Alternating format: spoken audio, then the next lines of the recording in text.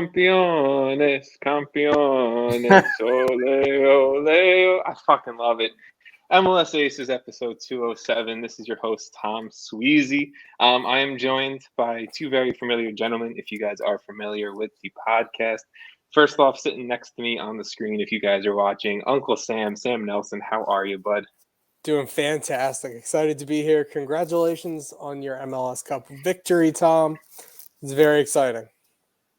By the end of the night, you will not be congratulating me. You'll be hating No. me Hey, how much one of us had to win MLS Cup first, right? Like at some out of three point, of us since we at some started. point. So it was gonna happen. So good for you. Thank you. And if you guys are watching again on Twitch live or on YouTube afterwards, Jason Vivang sitting down below. Jason, how are you? I got the whole line to myself here. Feeling good.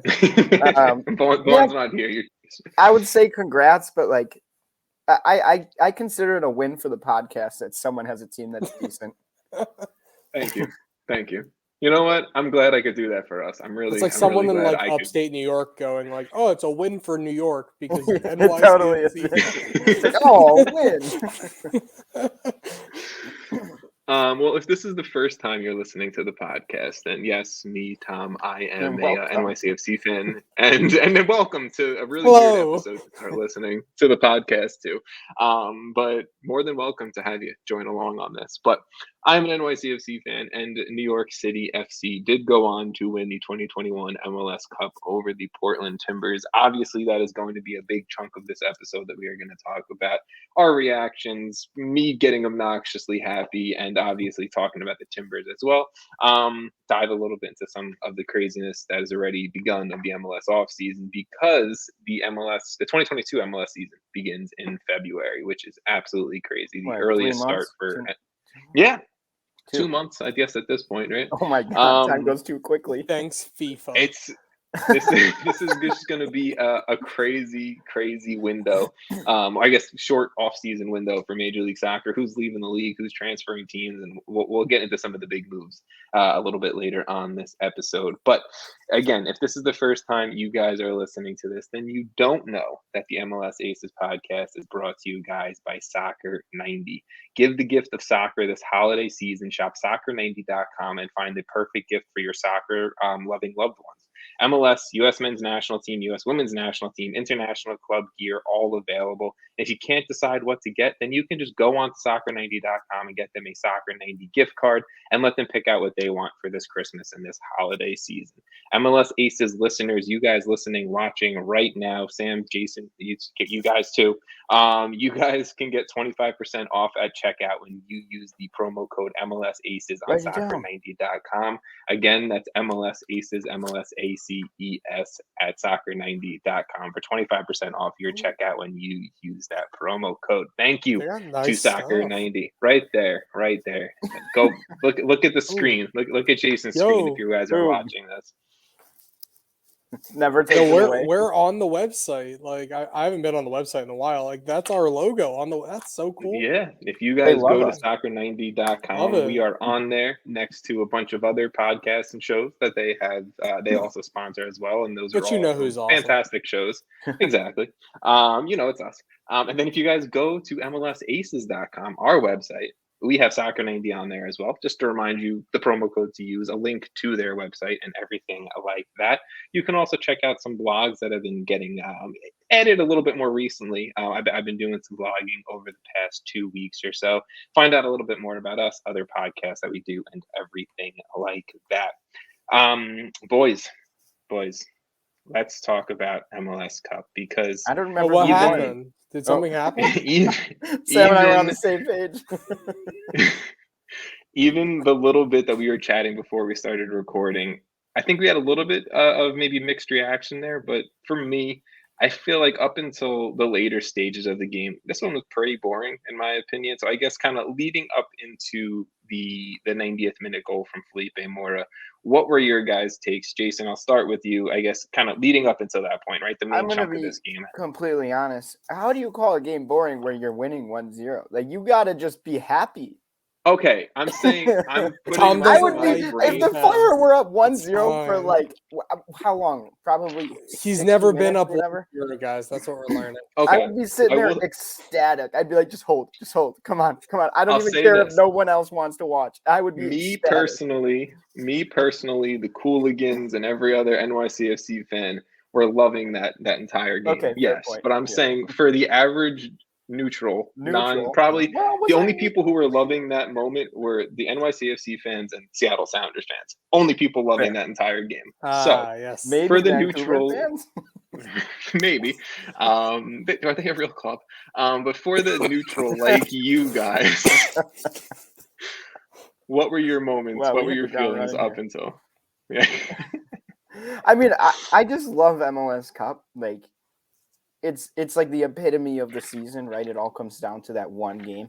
So even in like a boring, like not as exciting game, I mean, it's still exciting, right? Because especially as the clock keeps going, like Portland, who's down 1-0, is just going to start throwing everything they can. Which I mean, obviously, it ended up in this case being really good, but it really turned the game around. But I like to see how teams sort of adapt to situations, and when you go 1-up, are you going to sit back or are you going to keep pressuring, or how do you play basically in those situations? And obviously that makes her sometimes not the most exciting game. It's not as back and forth as it maybe could have been. But I mean, I still enjoyed watching it as a neutral. I was like, this is just fun. Like, there's a lot of people Sorry, your audio just crapped out, Jason. Yeah, I know. I just stopped talking because you started talking. I don't know. We're gonna have this problem again, I guess. What happened? Yeah, no, it's good, Jason. We'll figure out your internet issue at some point. But for what you're saying, I got 95% of what you're saying. I can understand that. MLS Cup is just a fun time, right? It's a negative and a positive. I feel like in a lot of people's brains of like, it's this is it. This is what you wait the entire season for. This is the game to watch. But then it's like, as soon as that final whistle blows, it's the off season, and you have to wait for more MLS games from your team and everything like that. But Sam, for the I guess again the majority of that game, how was your feelings as a DC United fan and absolute neutral within this one? Does that make me a neutral if you're technically like a rival? I don't know. I really enjoyed the game. I thought it was fun. It's one of those things where, and as someone who watches MLS a lot, you go, okay, New York City just scored. Well, Timbers have been here before. The last time that they got scored on in MLS Cup, they got smoked by Atlanta. All right, like this team does not want that to happen again. They're gonna want to put their front forward again, and like they look good. Like, and they tried and they did. They got that goal at the end of the game, and it was. I really enjoyed it, and I had my kid watching it with me, and she, for a less than 2-year-old, watched a soccer game, and that was pretty cool. And then she cried during penalties because Portland scored. So I guess my kid likes New York City, which was really weird. She's got great taste. She's got great taste. So it was very strange. But look, like I thought it was a fun game. Like it was for a neutral, as I guess I am, and Jason kind of was too, Timber Jason. Can we start calling him like Fire Jason in the offseason and really get this back to it? Like, well, the Fire don't like any of my tweets. The Timbers follow Jason. No, they don't follow me. Wait, what? I was going to say, what? I wish they followed Never mind. me. If they followed me, then that would be tough. Man, that'd be different. They just like all my tweets. That's cool. I think that is the next thing we need to push on social media between the three of us is bullying the Timbers admin into following Jason. he I think that's fair. Whoever is doing it. Jason's got to change his avatar to him with the Timbers Joey. To me, finally. There you go. I don't think. Yeah, but the Timber Joey U would be. Oh better, my god! I can't do that because then every time I tweet about a Fire game, people are gonna take me not seriously. Like, who is this guy? That's true. All right. let's get back to the game. Obviously, there's no MLS Cup without a little bit of drama. And if you guys don't remember off the top of your heads, Yeah, totally dude, cool. like that thing didn't inflate, and like it was so weird. I Oh, don't know. well, The yeah. Athletic wrote about that. Like that was drama, wasn't it? That was total drama. And I'm Total talking more drama. about the What were they? It was Maxime too busy, Chanot. wasn't it? Oh, okay. Yes, the on-field, the Maxime Chanot handball that wasn't called, that everyone was screaming that should be called. And then in that, stoppage on the Felipe Mora goal, Maxime Chanot again being involved, getting pushed down by Laris Mabiala and not getting called. If you guys don't remember, it's totally okay. I didn't put it in the notes to talk about. Just kind of it was a long game game. right now. It was a very long game. All I want to say about that is handballs are such an interesting call nowadays. I think if it got called either way, a handball for a penalty, I personally wouldn't have been upset, but I can understand it. And if it didn't get called like it didn't, I think totally understandable as well.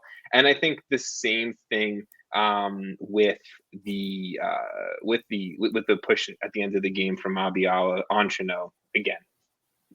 Totally with the game, how the way the game was being called, totally understand it not being called. But do I think it could have been? Yes. I think Jason? that like in big games like this, it's good when it's not called unless it's like completely blatant.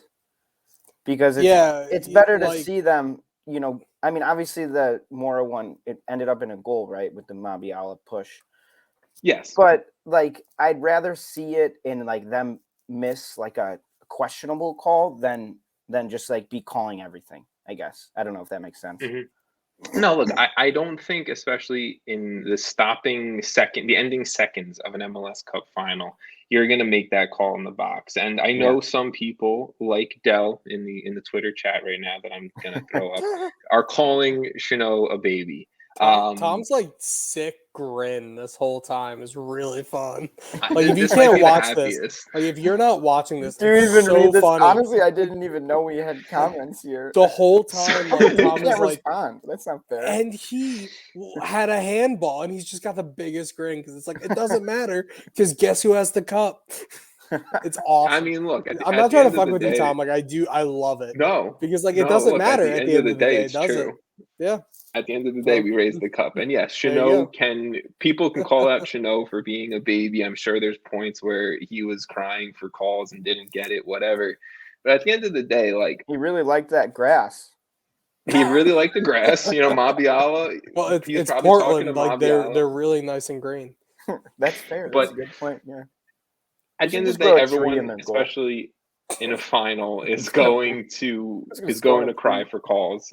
And I think that every player is going to do one on every team. If your favorite team is an MLS Cup or in a Cup final, and that your player isn't passionate about trying to get a call, I think that's maybe a worse thing than not. Even if it's like, look, a team that I hate and like they're absolutely crying for a call. I get it. I may not agree with the call or agree with what they're doing, but I get how every team does it. If you can't admit your own team does it, then you're already putting it at a disadvantage. Exactly. But let's skew this and then let's focus on, I guess, the storylines that are going to come out of this. And obviously, I want to start with the winners, NYCFC. And Jason, I want to start. Yeah, that is who won. I know that is who won. It's crazy, right? I never said good. I never said that we won in penalty kicks, which also gave me an absolute mini heart attack. It was a good time. You look good. There's also you look like you're recovering well. And he definitely looks 35 now, but it's fine. Is that gray hair?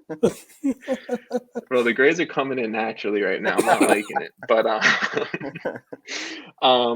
actually, I want to take a quick step back. My brain is everywhere thinking about this game. Like, I thought I was calm and ready to talk about it, but then thinking about everything that happened, like, my brain is still just bouncing off the walls. Yeah. No, that definitely will happen.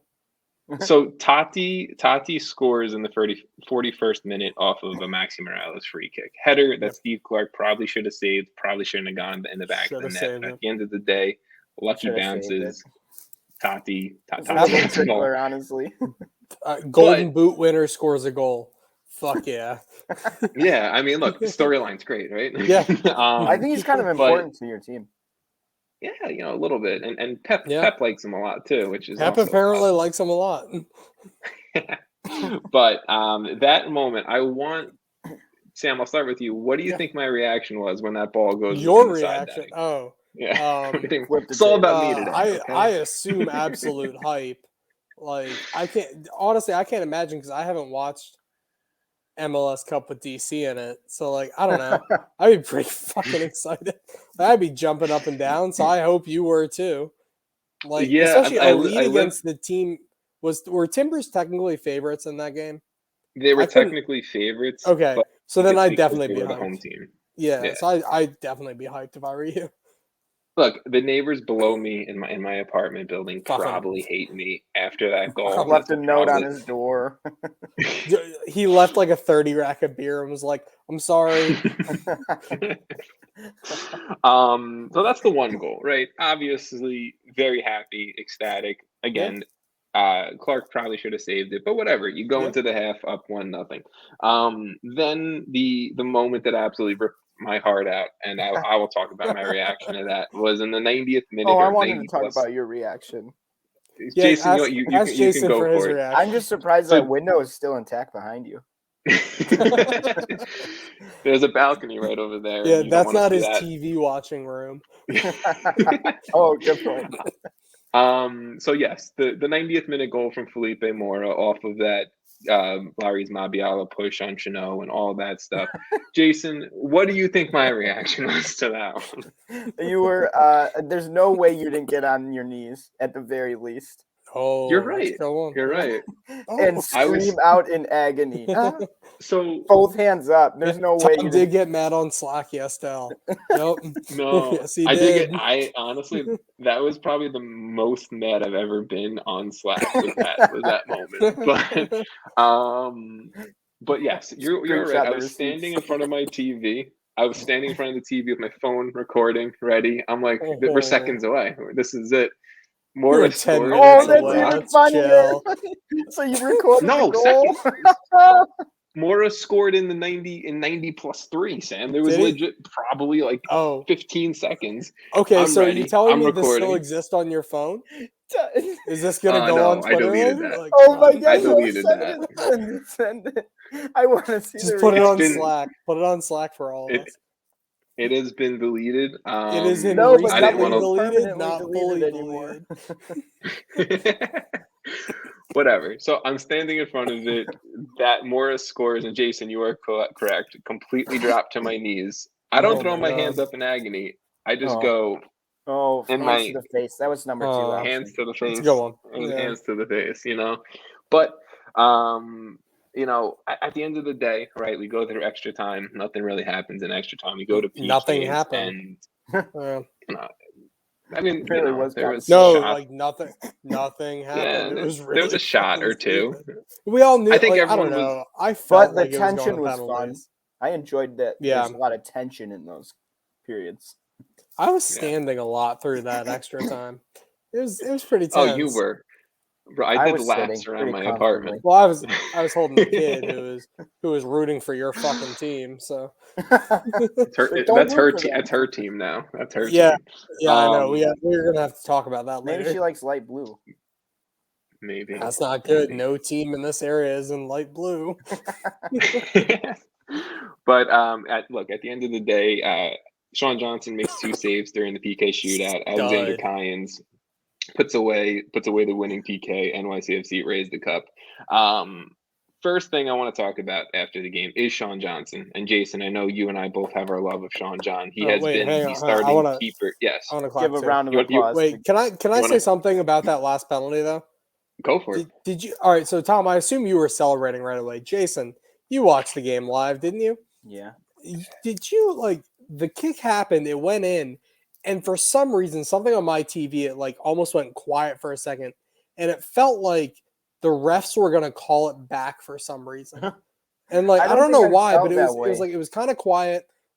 He was celebrating on his own. And then everyone rushed in and I went, well, they're not going to call it back, are they? I don't know what rule would have gotten broken, but I was so confused. And then everyone just kept celebrating, and I said, "Oh, it like nothing must have happened. It must have been my TV being stupid." I don't know. I honestly thought that was going to get saved. Yeah, I don't know why. I just had this little suspicion they were going to bring it back even because that would have put it two saves each. Cayens bangs.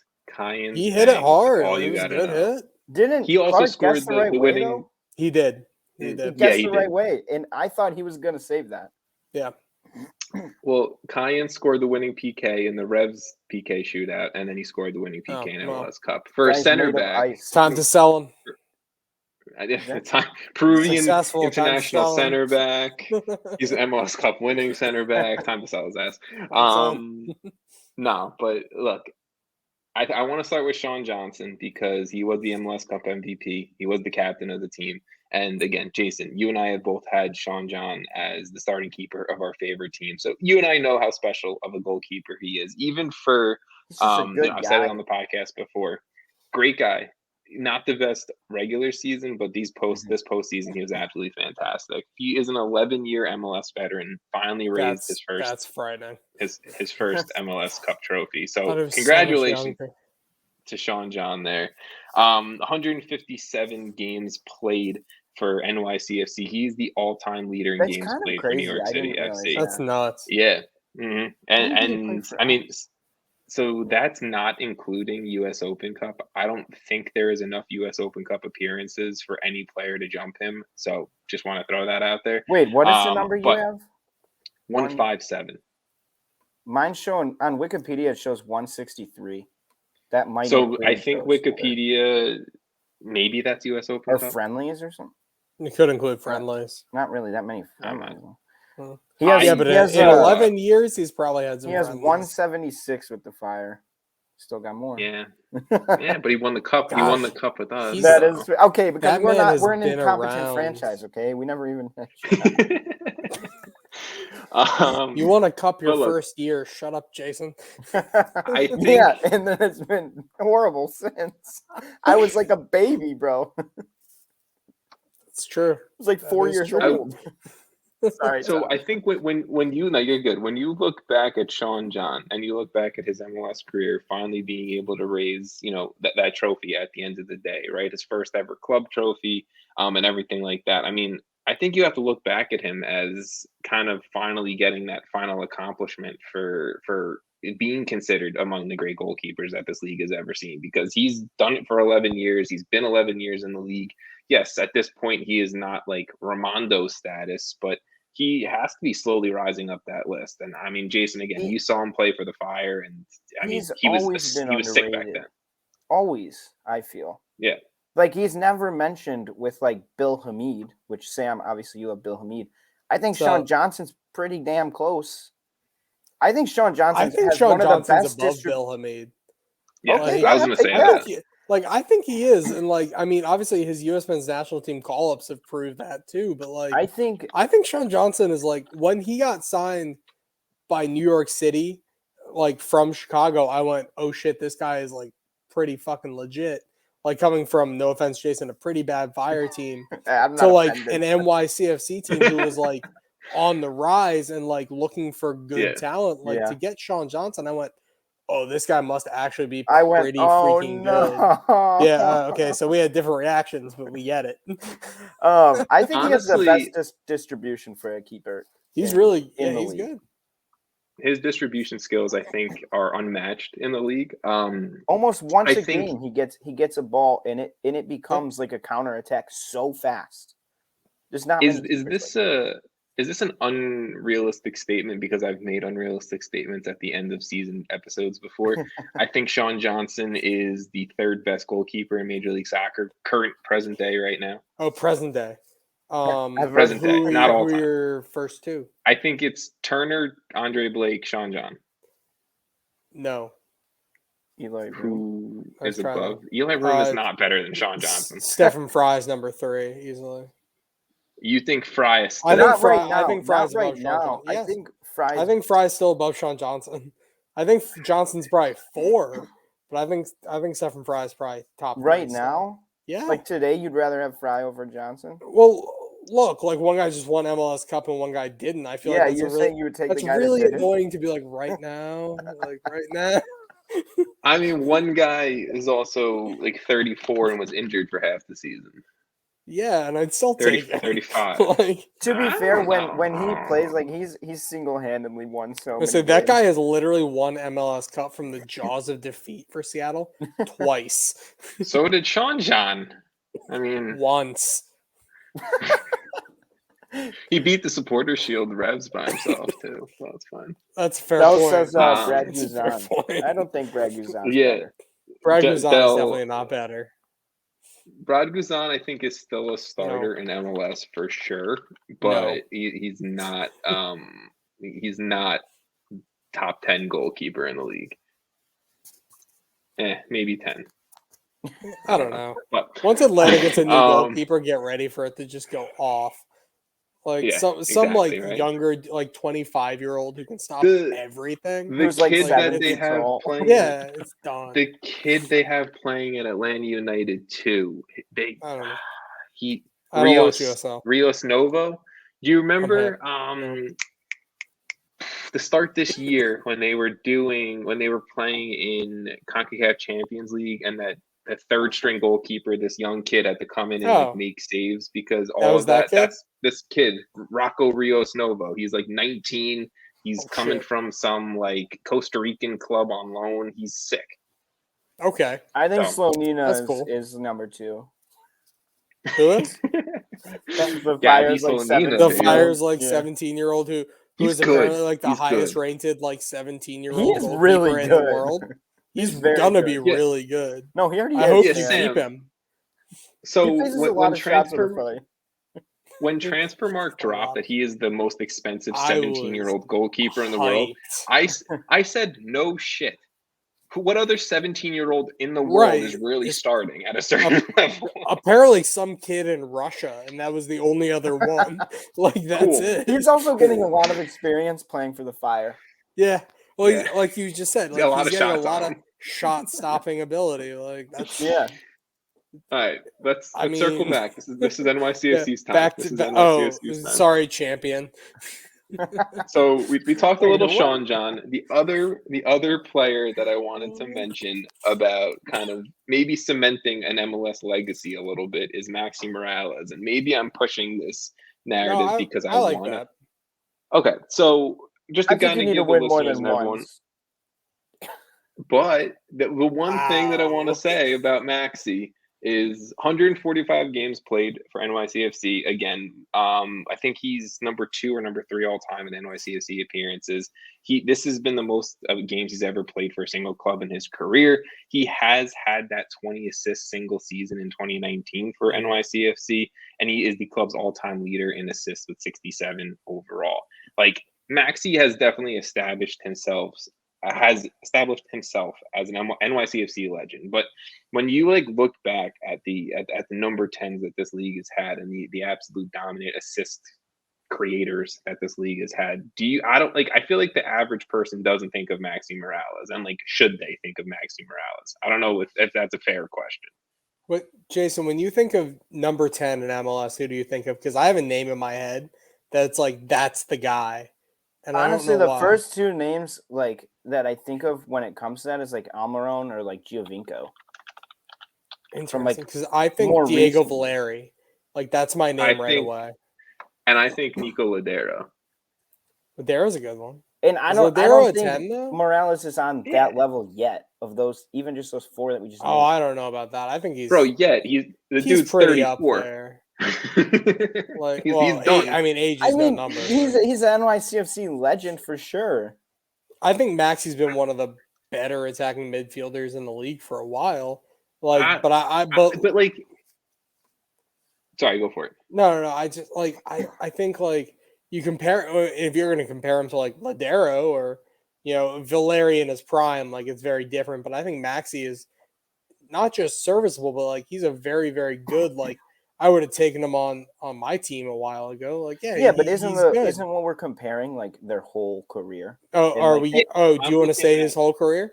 I'm looking at like the MLS legend, right? Like when MLS dropped like the best like 25 players in league history, like you look at one of those types of dudes, right? Like someone that stands out to you noticeably in MLS history. I think top Maxie 15 deserves to be talked about. Like he had a 20 assist season in 2019, a 16 assist season in 2018, 11 assist season this past year at 34 years old. And then in 2017, his first year in the league, he had 9 assists. Like I think the guy's legit, and I just nearly double digit every season. Now that NYC has won the cup, I'm kind of taking it as an opportunity to push my Maxie Morales love. So I think this kind of obviously cemented him as, like, if you want to say the Mount Rushmore of NYCFC players, for sure. Oh, easy. I just think he deserves a little bit more league-wide love, because what he does, I think, is a little unmatched for apparently other star number 10s. I think definitely for sure, like league-wide, currently, there's probably 24, 25 teams that would rather have him over what they have. Yeah. Maybe more than that, honestly. But yeah, so he definitely is like underrated for how good he is currently. Yeah, no, I think that's totally fair. And I think if you ask, like you said, Jason, that's a good point. If you ask many probably GMs in this league, if you ask, the Fire right now, would you take a 35-year-old Maxie Morales heading into 2022? I mean, the dude just hit fucking 11 assists this year. Sure, I'll take him. So I just wanted to give Sean, John, and Maxie their love, because they were two of the absolute leaders on this team, of like the veteran leaders, right? And then also just quickly want to touch on Tati Castellanos and James Sands. I always think it's super nice when you have young players who are starters, who are studs, who are leaders on the field, and they can kind of build their own legacy or start their legacy young in their career. Obviously, we've talked about it a little bit this episode. Tati Castellanos, Golden Boot leader this year, scores an MLS Cup. Now he's an MLS Cup champion. Pep Guardiola's talking about him, saying he's ready for a European move. And apparently there's very strong rumors tying him to West Ham right now. So I guess when you guys look back at this 2021 season, and Sam, I'll start with you. Bing bong for sure, Dal. Bing bong. When we look back at this 2021 season, Sam, Tati Castellanos, this is like, not that this is, I think, one of the single best seasons for any striker in league history. I think that's overstated. I think I've seen that a little bit, but you have to say, like, this could be like, you look back a few years later and be like, Tati really got his start in that 2021 season. Oh shit! Am I seeing that he's 23 years old? Oh shit! Yeah, I thought he was like 26. Okay. No, he's 23. No, that's even more impressive. All right, it was a very good season. Like, look, it was, and I think he had a very good, like, overall campaign. And I mean, obviously, as a DC fan, I was keeping up with him and Ola Kamara. Kamara had mostly penalty goals, though, if we're going to be honest. Yeah. And I was like, look, even if he scored one more, I think Taty was more fairly should have won that award. And he had a really good season, and I think it's only fair that he score the game, or not the game-winning goal, but the first goal in MLS Cup.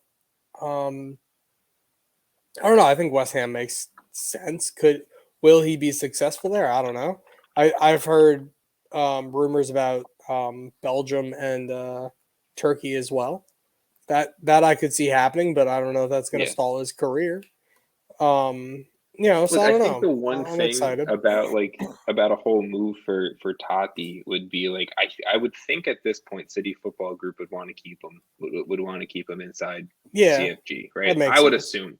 I don't think he's playing for Man City, so I'm not going to sit here and say that.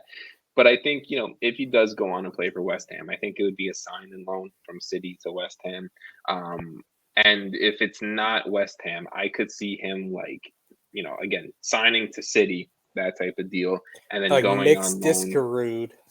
Yeah, or Jack Harrison was more what I was thinking, but Mixed Discarud too. Mixed Discarud, the best.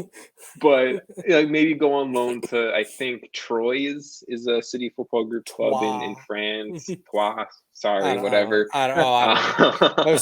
I'm just saying. I took French in college, but I don't know. I think Girona or Girona, whatever the fuck you're gonna say it. It's Spanish club. I can see him going on loan there. So I think there's options for him to get the jump to Europe. But Jason, I guess, is there anything about Taty or even James Sands that you want to touch on for this season? I think so. Taty is kind of interesting because, like what you said, you're right. Like league history wise, like sure, it wasn't one of the best striker seasons ever, but I think it has to be looked at as like his trajectory is really interesting because before he came to MLS, he didn't have like anything wild, right? It was like 3 years ago. Yeah.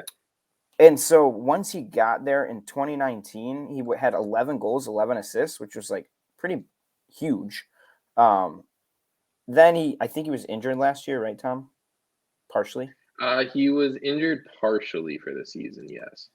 Yeah, and then this year he came in and he just hit 19 goals, 9 assists. Like, I think it's a really good season for a guy who has just completely improved slowly.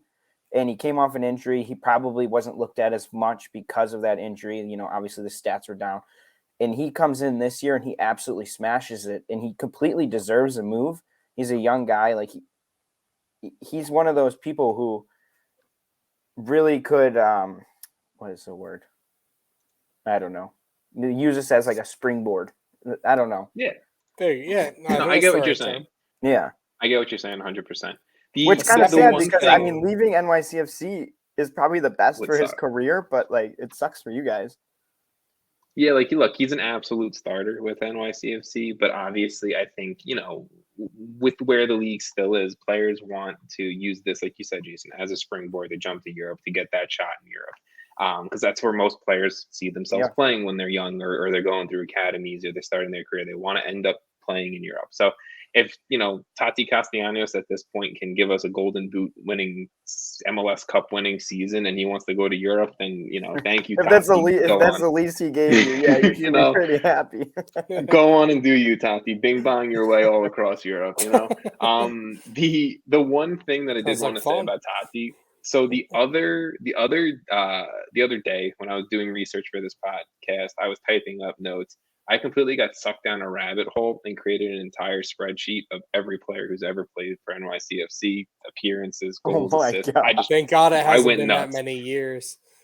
No, exactly. I could not go back to like 96. Players still. I couldn't do that. But so this is not including US Open Cup. I couldn't find consistent like records of that. But Tati Castellanos in regular season play, Leagues Cup, CCL, and postseason games, he sits behind David Villa for goals scored. Second in goals scored, Tati has 41. Villa has 80. Villa has doubled Tati Castellanos. Holy shit, he was good. Villa doubled Tati Castellanos' goal scoring at NYCFC in 24 more games. He scored 40 more goals in 24 more games. How many games played does he have? Amazing. David Villa or Tati? Villa. Which one? Villa had 124 games, 80 goals. Tati has 100 games, 41 goals. That's insane. David Villa was just like one of the best players of all time, and he just showed up in MLS at the right time. God, that dude was good. David Villa also sits second in NYCFC all-time assists. So, just pointing that out too. So all-time. I think he should be one of those guys that we're listing. Yeah, no, he's third. He's third. It's Sean John, it's Maxie, it's David Villa, and I don't know who I would put. I don't know who I would put fourth at this point, but I would still put Tommy McNamara just because he's an OG pigeon. But my guy, I was going to name my first kid after him.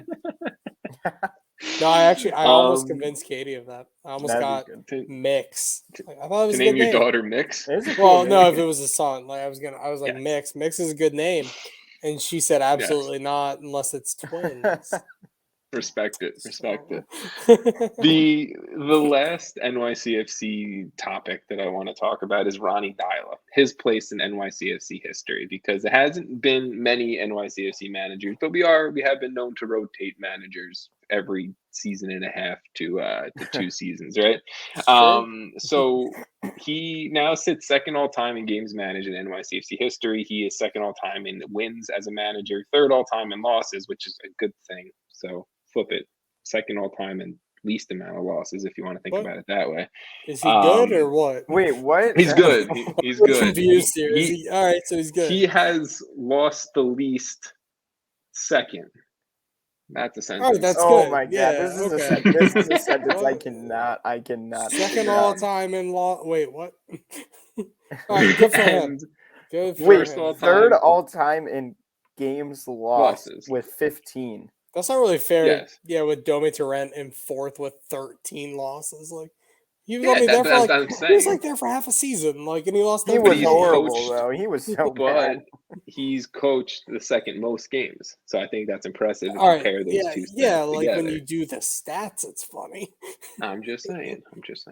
And obviously, the only NYCFC manager to ever raise a trophy at the club is Ronnie Deila. And I think the main thing we should talk about is that he held up his promise from when he first joined the league and He's a man of did his strip word. down naked push-ups at Providence Park in front of the team, reporters, the Cooligans, all that shit. Like he was there doing it. So Ronnie Deila, just Ronnie, let's go. But I mean, like, is there anything about Ronnie or the style of play you guys, noticed or anything like that you want to talk about? If not, no worries. I pretty much just said all that to get out that Ronnie did naked push-ups, and that's amazing. Naked push-ups, fantastic. He wasn't fully naked. When did he join the team? Last season was 2020 was his first season. 2022, okay. And it was a full season, right? He started. Yeah, he had Good for him. So he will be going into his third full season as NYCFC manager. Although Pep's coming. Pep's coming soon. Yeah, but will Pep do naked push-ups? Oh, like, right, bald man push-ups. I don't know. Never seen a bald guy do a push-up before. Never. What? I don't think you've ever. Wait, what? I feel like I haven't either. What? Now that you say it, the only bald guys I've ever seen do push-ups are like in the military. So it is possible. Does that count? For a bald man to do a push-up.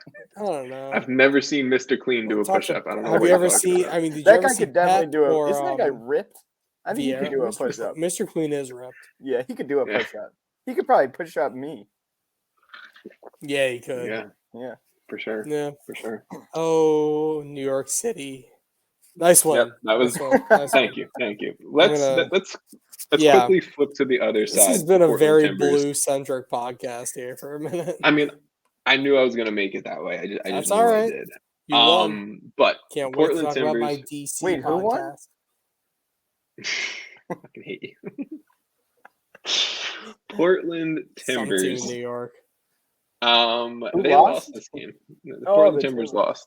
The trees.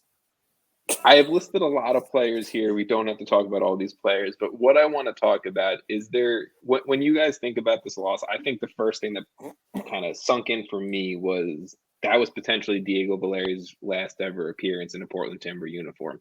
Kind of sucks. Freaking depressing.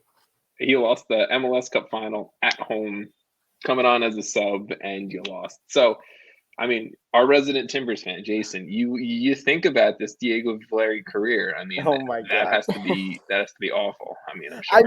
I mean, to lose your last game and it be the MLS Cup and in PKs is brutal. But I don't think any person in Portland's like, it sucks, right, for Valeri, and it sucks to have a guy that's like such an icon for your team, such a legend for the organization, like go out in like a not great way, but his whole career he's been awesome and everyone loves him, even opposing fans at this point. Like, you guys like him, I like him. Yeah, like maybe Tom doesn't like him.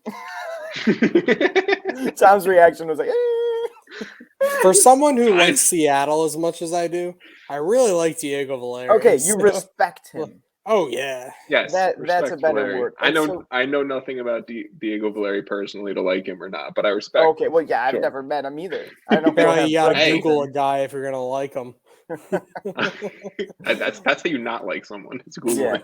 Yeah. Okay, but Yep. basically my point is like his whole Yes. career has been awesome. I don't think this one game, while it would have been awesome for him to go out on that win and just be like, "Yep, got the win." It's not like long term going to be like something that people remember about Valeri. Yeah. So what you're saying is that if he retires, which it's rumored and most likely he does, Valeri deserves a golden statue, a wooden statue outside of Providence Park. That would be so cool. Absolutely. Timber Jason and Timber Joey chopping down a tree to get, there you go. Carving up a what is that part of the tree? A trunk. Yep, the trunk of a tree. There you go. That really hurt me right there that you didn't know that. I really should know that too. I work with trees. Oh yeah, exactly. I know you do because you're Timber Jason. Oh, Yeah. Oh man.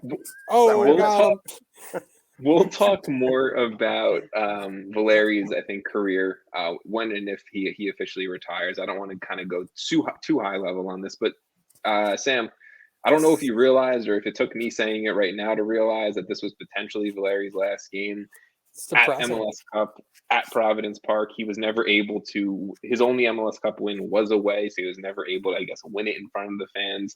I'm going super negative here. Still won it. Like, come on, bro. Yeah. You're just trying to be mean. But again, don't Google a guy. What does he care? You won. He's not listening to this. How do you know? He's a friend of the pod. Hey, Timber Jason's got big friends. Valeri fan over here, though. Like, I would love to talk to Diego Valeri. Yeah, I would go sit down for some eggs. I don't even like eggs that much, but I'd sit down and eat them with him. Okay. There you go. I think that's how we're ending that Diego Valeri conversation. Is so I don't know what Tom's question was going to be, but now it doesn't matter. No, that's it. Welcome. Jason just ended. All right, ended the convo. Let's move I on. think that's a bad thing. The only other thing that I really wanted to mention, we could talk about again. A lot of these players have played in a bunch of MLS Cups for the Timbers. A lot of them have either lost one or two MLS Cups. I don't think that's anything career defining, unless maybe they go to another MLS Cup and they lose. Then maybe you start to look at some trends of certain players. But I don't think you can really sit back and be like, Steve Clark sucks because he's been to 3 MLS Cups and he's lost. I mean, going to MLS Cup in general is not what easy. a dick. I'm glad DC traded You got to be kind of amazing to get there. The only thing that I really feel like, I don't know why I feel like for a player, you really can't judge their career based off losses, but I feel like for a coach you can. Right, because I feel like that's the one thing that's tangible, right? Like as a coach, you win or you lose. Up, man. And I mean, look, I'm fucked up too. But Gio Savarese, his 3rd MLS Cup appearance, his 2nd loss, he won one. He did win one, and he did win the MLS's back tournament too. So, do you guys? That's a good point. Do you guys take a negative look? It's barely a U.S. Open Cup, really. I'd trade 50,000 in GAM for MLS's back tournament trophy. Wow! Holy crap! That was savage. Okay, that was an MLS burn right there. Maybe, I don't think it's ever going to happen again. Only like 50 people know what you meant. 50? Wow, I think you're overshooting it by a lot. Oh, I thought he was. There's a lot of nerds on Twitter. That's true. I need to do better at clipping stuff for like social media from this. I need to hire an intern to do that. You need to have like a notebook and timestamp random stuff. Bro, I do. I guess we could do that too. Dude, I'm you could. I'm not doing that. All right, 48:30. I got some postage here. What I'm saying is, anyway, do you like does this loss, does that impact your view of Gio Savarese in any sense for you guys? No. Like, I always thought he was a good coach. I still think he's a good coach. I just don't think he's like a great coach. I think, like, look, at the end of the day, like, MLS Cup is tough, and you get there and you're up against a good team no matter who you're playing. And like it's a one game and it's on PKs like that. I tweeted this many times. I posted it on Slack. It's a freaking coin flip. Like to an extent. It's a coin flip by one. It's very luck of the draw. Like, I mean, the goalies can study as much as they want. It doesn't matter. I mean, I think, like Sam said, like getting there is so difficult. How many coaches have been to 3? Yeah. Brian Schmetzer. Bob Bradley. No, not Bob Bradley. Brian Schmetzer. Bruce Arena. Caleb Porter? Question Maybe. mark? 2. Maybe. Oh, hang on. That's a good question. How many MLS head coach? It's definitely Arena and Schmetzer. I don't know anyone else that off the top of my head. Toronto? Who was there? Not Bob. Who was coaching for Toronto for theirs? Greg Vanny. Has he been to 3? Yeah, with Toronto when they played Seattle 3 times. There you go. Greg Vanny. Was that 3 times? Oh, jeez. Okay, so right there. The fact that there's like not even 4. I can't even have enough fingers. I have too many fingers. You have enough. You have more than enough fingers. Yeah. Okay. I can count them all on one hand and still have leftovers. Sam's like, shut up. You have enough fingers. Move on. All right. I again at the end of the day. Savarese is a good coach, but like Portland's such a well-run team. Like you can put a lot of people there and be in a good position, but in the position they're in, he's a good coach. Yes, I think that you could throw many people in that spot and they would be good. They'd win. They'd be competitive. But I think you're right, and maybe I was wrong before in my statement. That team is very it takes a great old. Coach. Yeah, I mean Blanco. That team shouldn't have made MLS Cup final. The Chara brothers are so incredible. I'm gonna be honest; those guys. They're lucky that they got Salt Lake to get to the final. I said this with Danny T last week when we were previewing the podcast. I think Diego Chara is still a top 2 defensive midfielder in the league at 36 years old. I'd still take him over. If you could tell me Diego Chara could be the number 6 for the USMNT right now, fucking throw him in. Let's go. Like, I love what Diego Chara does on the field. He just like strikes. Sam looks very like he disagrees. I'm sorry, I just don't agree. I mean, he's I don't really know about good. top 2 in the league, but he's top 5. All right, he breaks up so many plays. Who else you're looking at D mids right now? Strictly like I'm not talking box to box guys. I'm talking dudes who break shit up, dudes who know when to get that yellow card. Diego Chara is like second best in the league without a fucking doubt in my mind. You know what he's really good at when someone soccer. And when an attacking player's like on a break, this dude is always tracking back, and he always wins those tackles. His on-field intelligence like is ridiculous. Like and the dude is so for being 36. Yeah, and he doesn't miss games. Like it's ridiculous how good Diego Chara is for how long he has been a player in MLS. Like I think like you have to look at like Joao Paulo, Diego Chara, probably Dax McCarty still, and like Matt Polster as D mids. Like I think those are like forget that Polster plays D mid now. God damn it. Yeah, Polster, he's a good D mid too. Like he is, but he was not supposed to be. The Fire could use so. Yeah, the Fire could use right back him. Too. Yeah. Brandon Vincent, remember that, Jason? Brandon Vincent, Matt Polster. Bro, we were so bad we made Brandon Vincent retire. You guys are the Detroit Lions of. Okay, I'm leaving. Leave studio. God. See ya. Peace. I won't actually, but that was really rude. All right. Please take it. So Sam, do you have won any, before. Do you have any response to Diego Chara, or am I moving on? No, I don't. There you go.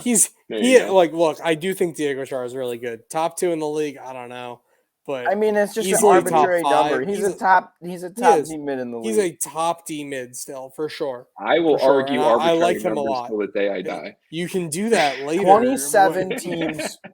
would want him. If you give me 31 defensive mids in MLS, I will rate them, and then we can talk.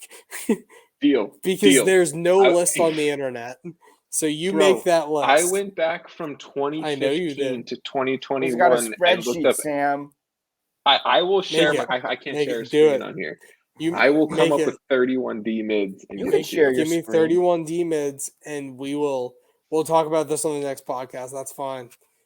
Deal. Okay. We need we need a few weeks of off season coverage anyway. That's a good point. I'll come up with a game show for 3 weeks from now.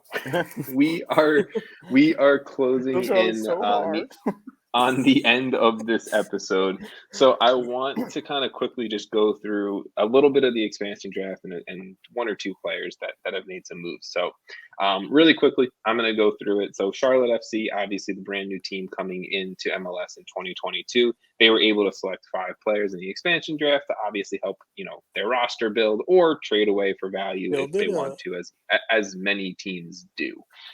Just for, again, reference, in this year's draft, the Galaxy, Nashville, Red Bulls, Orlando City, and San Jose could not have a player selected because Austin picked from them in the 2021 expansion draft. So the 5 players that were selected, first of all, coming from Austin, Mackenzie Gaines, Anton Walks from Atlanta United, Joseph Mora from DC United, Tristan Blackman from LAFC, and Ismael Tajouri-Shradi from NYCFC. The first trade that happened that Charlotte traded away, Tristan Blackman was traded to the Vancouver Whitecaps for $475,000 in general allocation money. And then Ismael Tajouri-Shradi, who I just saw in the mall like 3 weeks ago. So I guess I'll never see him again. Tajouri-Shradi was traded to LAFC for $400,000. Bro, what kind of money? Wheeling and dealing was that? So yeah. Charlotte came away with $75K. 3 players and basically $1 million in general allocation money out of that draft. So I guess looking at the high level thing, obviously I laid out the roster here for you guys and the money. Oh, yeah. Wait. Can we just back up really quick? Yeah. Yes. Did Vancouver just like burn $75,000? Showed up $475,000. $475,000. Yeah, but then they traded him for $400,000. Am I high? What? Yes. What?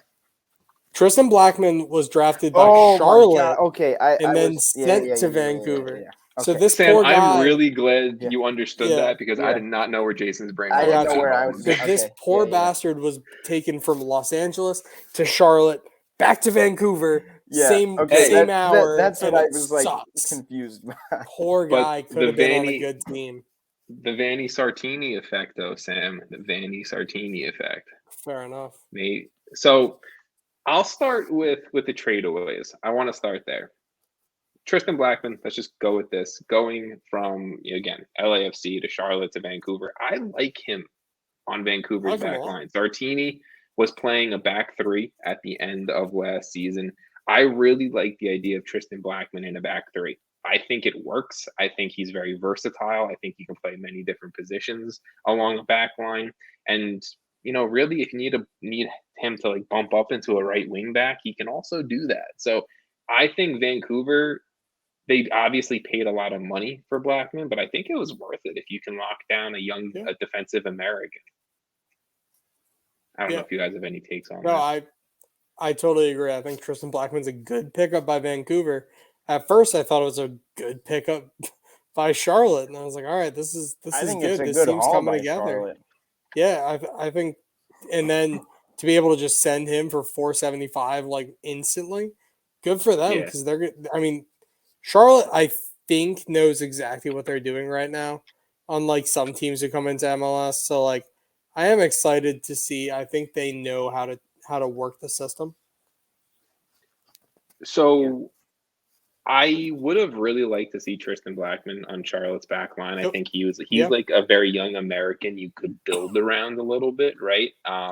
But I think when a club offers you almost $500,000 in cash, right, for someone like that, I don't think you can say no. So no. I understand why they traded Blackman. I just would have liked to see him in the kind of an expansion team like that. But I kind of feel the same way about Ismael Tajouri-Shradi. Maybe I'm a little biased since he was an NYCFC player.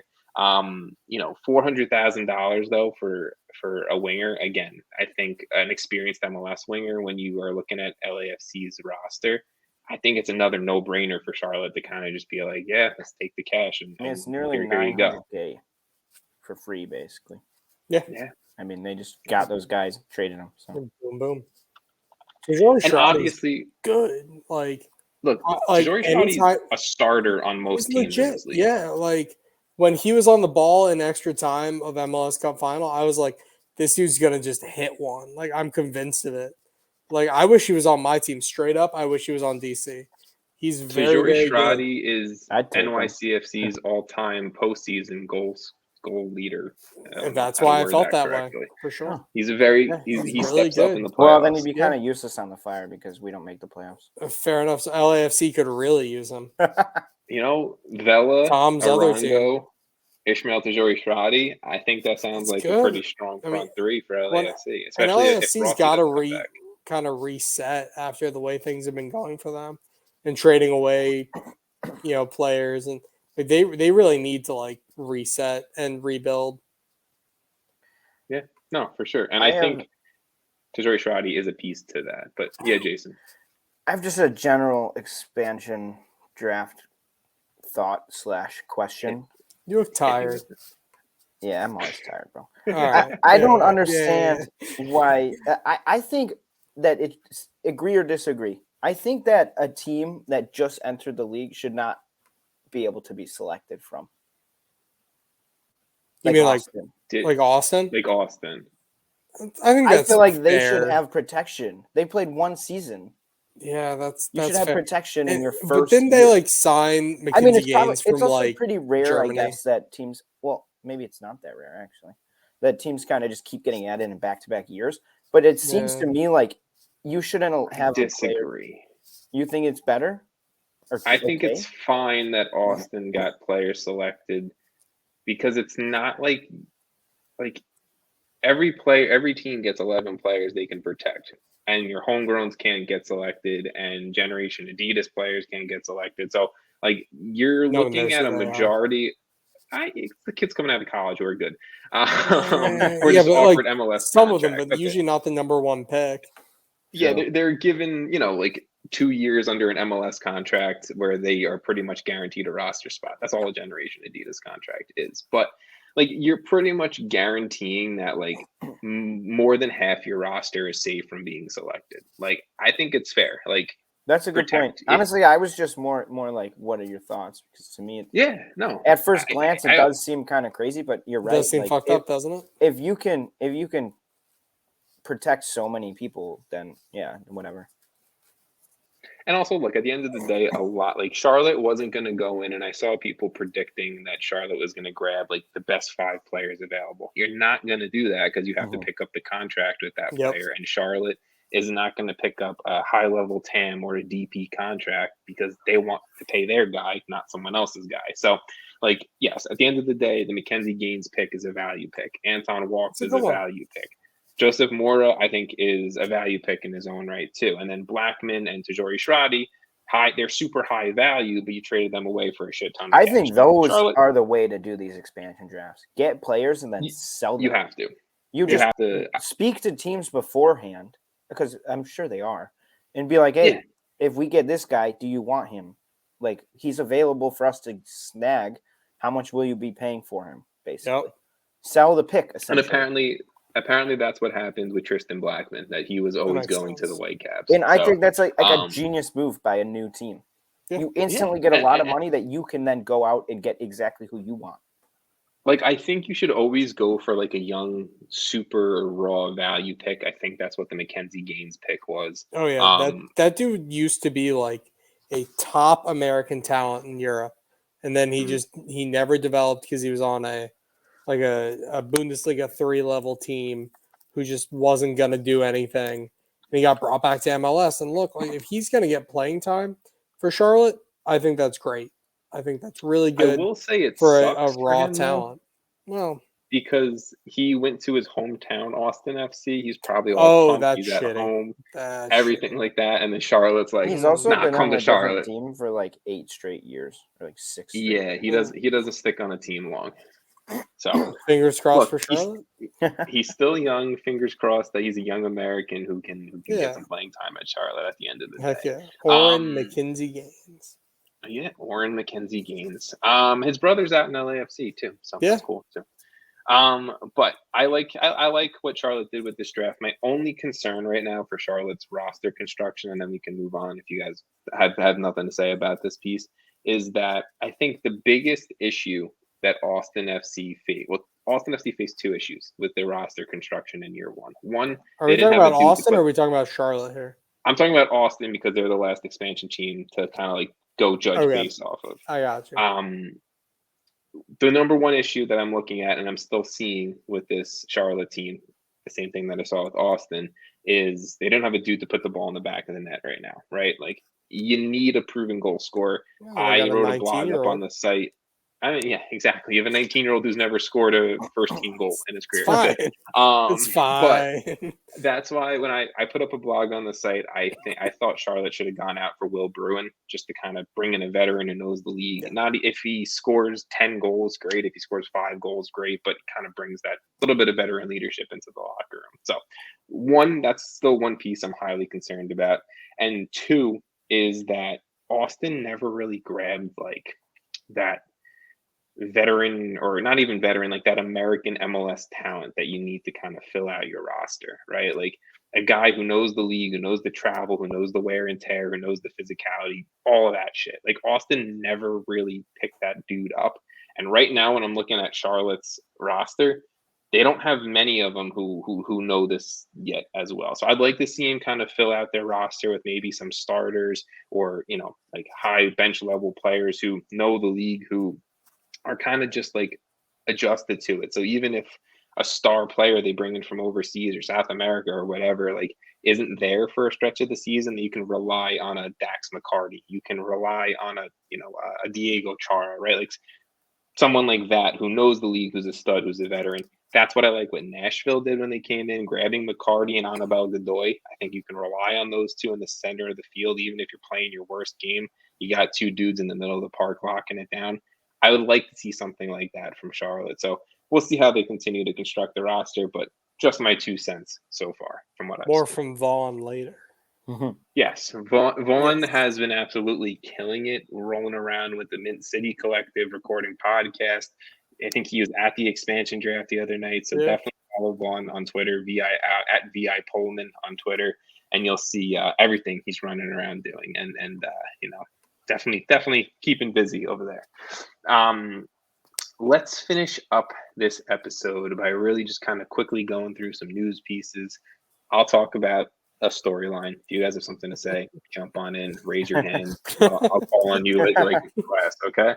The first thing that I wanted to mention was the first, I think, official move of the offseason.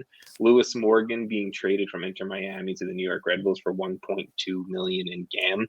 Not that Lewis Morgan is this major talking point, I think, but you know, as we know, Inter Miami got fined $1.1 million for this upcoming season in GAM due to the 5 DP, I guess, roster in 2020 and everything like that. So pretty much they were like, see you later, Lewis Morgan. Like, we're making all that money back. Like, let's start net zero and build the roster from there. So technically it's not net zero because they lost a player. Well, you get what I'm saying. Like, they're like, let's get 2-0 again. And then we'll balance it out. But I think it was smart for Miami to, obviously, Lewis Morgan, one of the rare players on their roster that has much value, if any. So they did what they had to do there. Kind of hope they're bad again.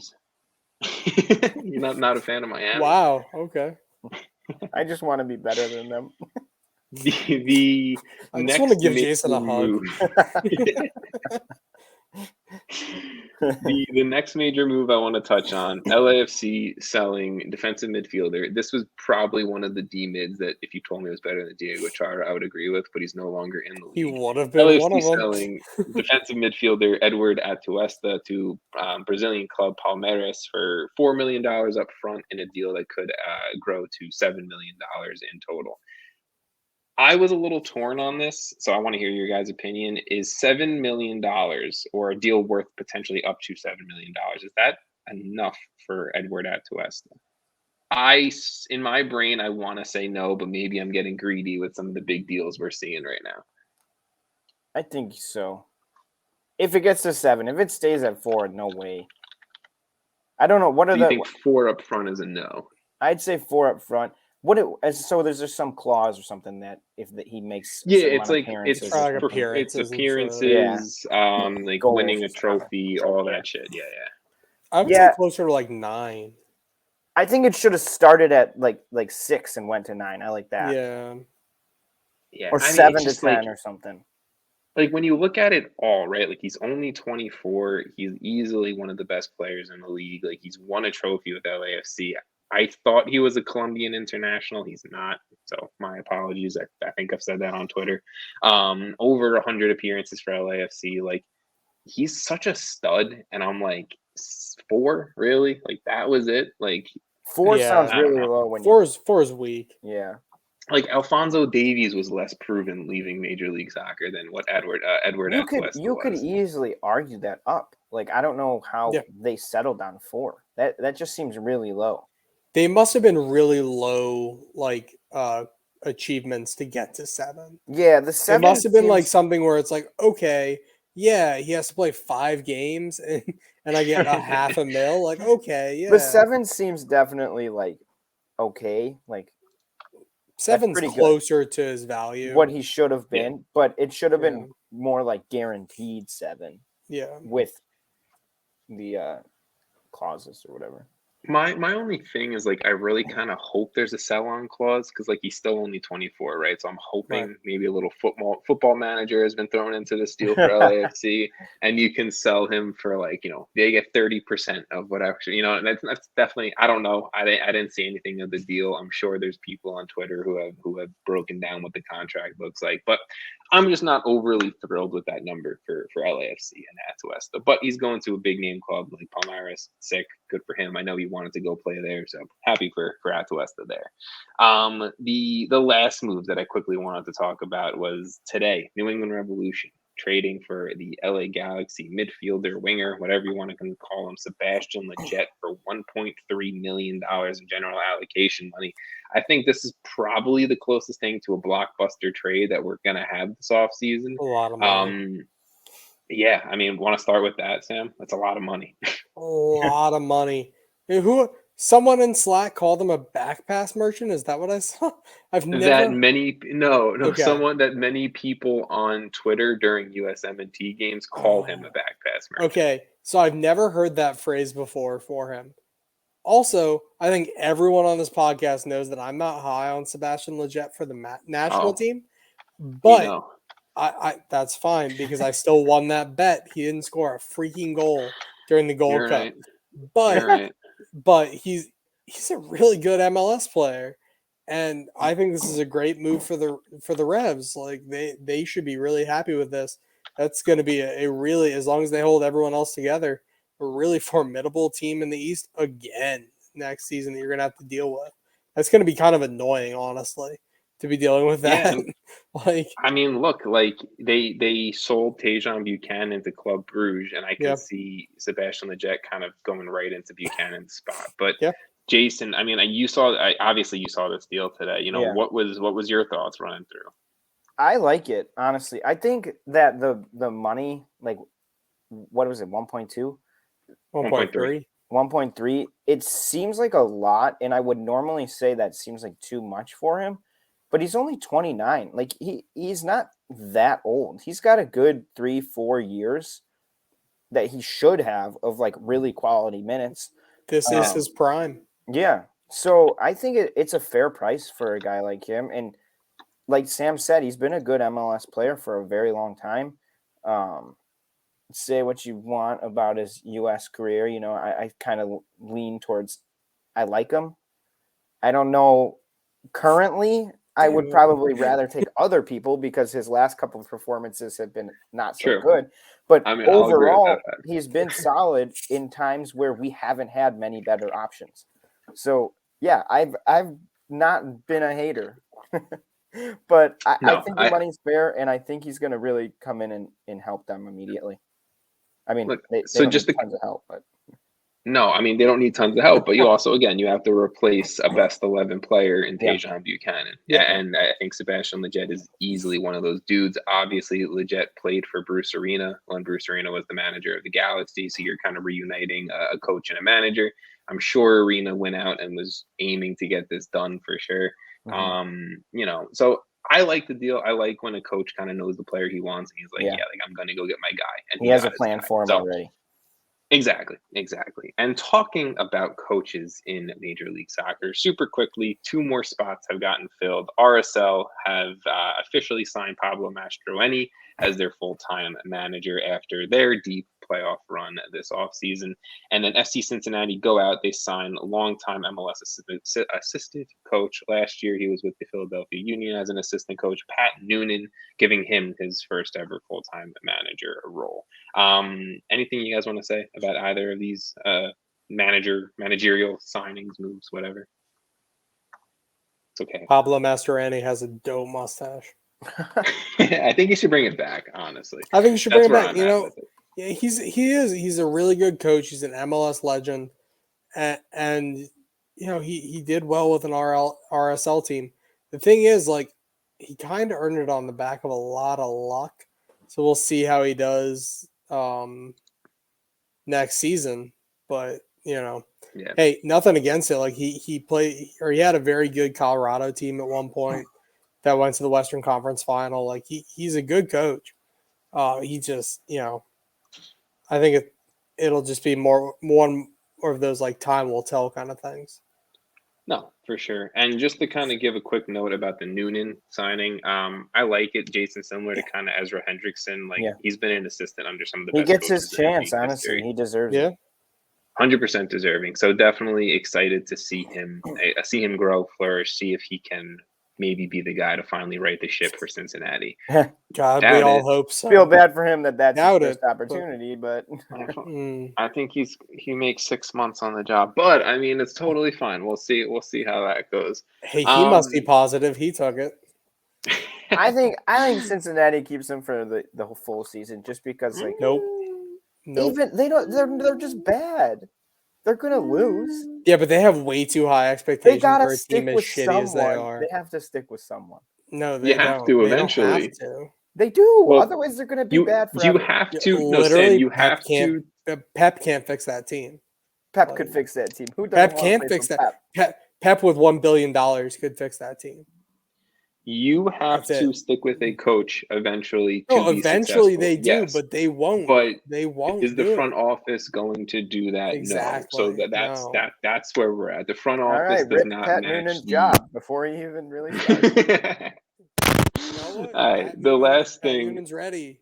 Like he's got this. Yeah, totally. Got it. Positivity, guys. Like, the last thing that I want to say is quickly, the CCL draw happened for 2022. Seattle playing Montreal, Colorado Rapids playing Comunicaciones. Jesus. NYCFC is playing Santos. The Revs are playing Cavalry SAS. And then I think the toughest draw, like pretty much, I think those are all wins for MLS teams. Sorry to the Guatemalan, Honduran first divisions and the Haitian first division, but Montreal got fucked here. So CF Montreal will be playing Santos Laguna in the first round, and also Sam Shove It Canada, Forge FC drew Cruz Azul, I think. So Shove It Canada should have given it to Pacific for winning the league. I don't know. I'm just saying Pacific should have gotten it. They deserve 2. They deserve 2 spots. Remember when we talked about that? And I had trouble saying the word cavalry or whatever. Yeah, because you thought it was Calgary. I had flashbacks to it just when you were reading these right now because cavalry versus Revs. Tom's been playing a lot of Football Manager. So he's got this. I have been. I think I could turn around FC Cincinnati with the $100 billion. Yeah, $100 billion. Yeah, me too. You get 100 more billion than Pep got. Yeah, I think you could. I deserve it. $100 billion. Anyone could. You could give a player $1 billion. I could be like, hey, Messi, here's $6 billion. Come play. No. I mean, you only have $4 billion left. No, I have 100. I would have 94 billion. You'd have 94 billion left. Yeah, I'm pretty sure I could get anyone I wanted. I can name one manager in history of MLS that would not do well, even if they were given that money. Bruce Arena. It is. If it's a manager that managed the Fire, I will be sad. No. Who was the dude who managed the Revs for like half a season? Brad Friedel. No, Friedel had like 2 years. Did he? Oh my God, it was so Nelson long. Rodriguez is running that soccer operations. They're not going anywhere, even with $100 billion. All right, calls it I like it won't is. drag this on longer for you guys or the listeners. They're enjoying it. Everyone, I'm having a good look, time. I'm having a great time. But Yeah, drinking that milk over there. Oh, it's mainly because this is it. Campeones. So, wait, who won? This team right here. Nope. That's a hat. That's a hat. Etihad won. Oh, Adidas won? They finally won. Adidas always wins. Yeah, no matter what, Adidas wins. They also always lose. Yeah, true. All right. Thank you guys for listening to episode 207 of the MLS Aces podcast. Sam, Jason, it was good to have you guys back for a full episode. Next week begins the off-season fuckery that is this podcast. So please, if you are willing to deal with us for some time next week, apparently we're ranking like all 3 the weeks in the entire league. Oh, that's happening. Oh, it's happening. It is going to be an hour-long D-mid ranking conversation. So join us next week, and we will talk to you all again soon.